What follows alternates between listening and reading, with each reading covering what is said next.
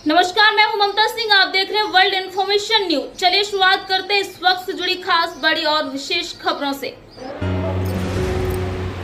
धान के परिवहन में गड़बड़ी करने पर 16 राइस मिलर्स और 12 अधिकारी कर्मचारियों के विरुद्ध एफआईआर दर्ज। 27 राइस मिलर्स के विरुद्ध जांच की कार्रवाई जारी। 43 राइस मिलर्स के द्वारा की गई 43 करोड़ 2 लाख रुपए की 1,87,000 क्विंटल धान की अफरा तफरी। धान के परिवहन में गड़बड़ी करने पर 16 राइस मिलर्स और 12 अधिकारियों कर्मचारियों के विरुद्ध एफआईआर दर्ज। कलेक्टर दीपक सक्सेना के निर्देश पर पुलिस गई एफआईआर। 27 राइस मिलर्स के विरुद्ध जांच की कार्रवाई जारी है। कलेक्टर ने अनुविभागीय राजस्व अधिकारियों से कराई थी धान परिवहन में गड़बड़ी की शिकायतों की जाँच। 43 राइस मिलर्स के द्वारा की गई 43 करोड़ 2 लाख रुपए की 1,87,000 क्विंटल धान की अफरा तफरी।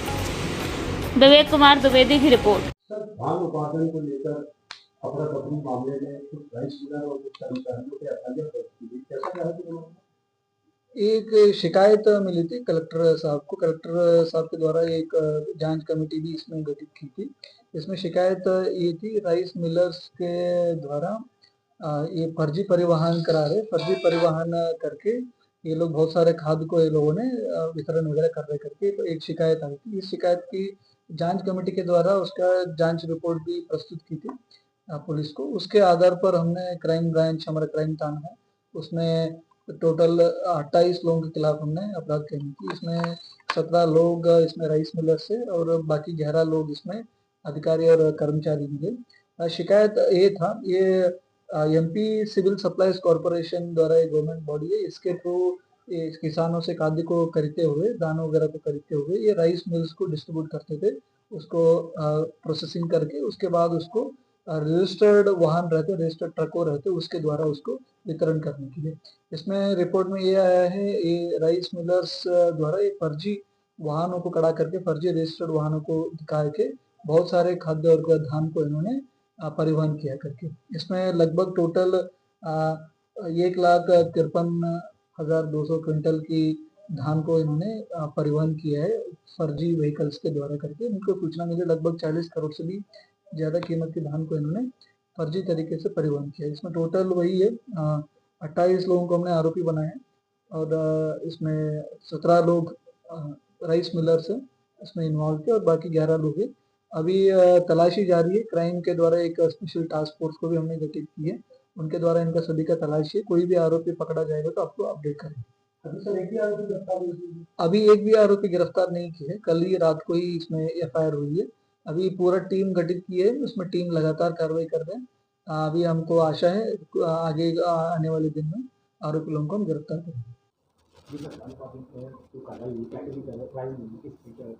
ये बेसिकली ये कार्रवाई पुरानी जो हमारी कार्रवाई आपको याद होगा, जो इंटर डिस्ट्रिक्ट धान मिलिंग के संबंध में हमने जो जांच की थी, जिसमें माननीय विधायक जी ने शिकायत की थी, उस शिकायत के सिलसिले में जो जांच हुई थी, उस जांच में कई लोगों के खिलाफ एफआईआर दर्ज हुई थी, करीब 12 एफआईआर दर्ज की थी। इसके बाद राज्य शासन के निर्देश प्राप्त हुए थे कि लोकल राइस मिलर की भी जाँच की जाए। तो लोकल राइस मिलर की जब हमने जाँच की और उनके व्हीकल्स की जानकारी ली और उनके व्हीकल्स की जांच कराई, तो जांच में कई सारे व्हीकल फर्जी पाए गए, उनके रजिस्ट्रेशन नंबर फर्जी थे। कुछ व्हीकल ऐसे थे जो कि नंबर तो उनका सही था, लेकिन कार का नंबर था तो ट्रक का नंबर बता के रखा था, या ऑटो का नंबर था तो ट्रक का नंबर उन्होंने बता रखा था।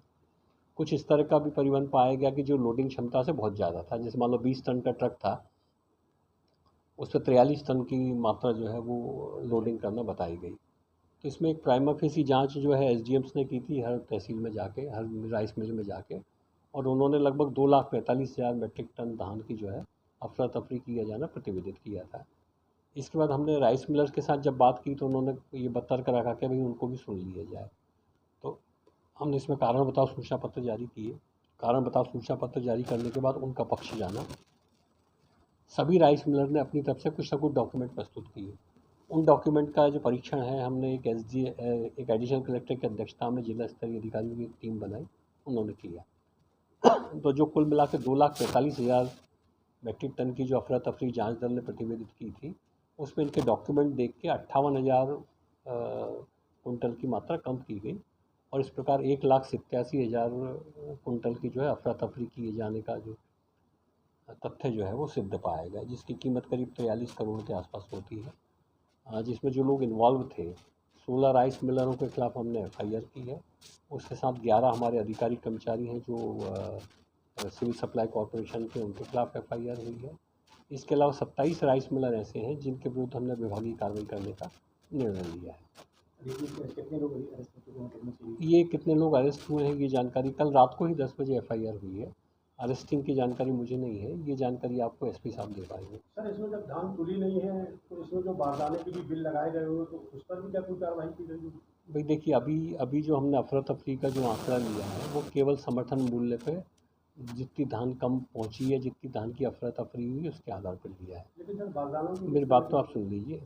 जब इसमें क्या होता है कि इसकी एक इकोनॉमिक कॉस्ट होती है, केवल बारदाने का उसमें शामिल नहीं रहता है। जब हम धान को ख़रीदते हैं तो हम उसका पंजीयन करते हैं, पंजीयन करने के बाद किसान बेचने आता है, जो सोसाइटी खरीदती है उसको 27 रुपये कुंटल का हम उसको कमीशन भी देते हैं, बोरों का पैसा भी उसमें लगता है।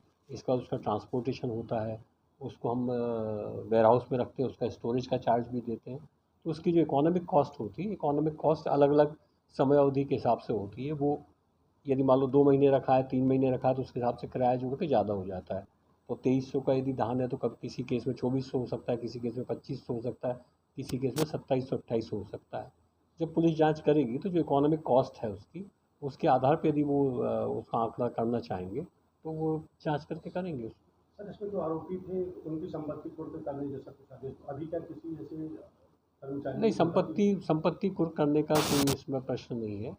जो मिलर्स हमारे साथ एग्रीमेंट करते हैं उन सभी मिलर्स से हम FD लेते हैं, बैंक गारंटी लेते हैं, ब्लैंक चेक लेते हैं। मतलब जितना हम माल उनको देते हैं उसका 3 पार्ट में लेते हैं। जैसे मान लो हमने 11 लाख का यदि उनको धान दिया है तो 11 लाख का या तो हमारे पास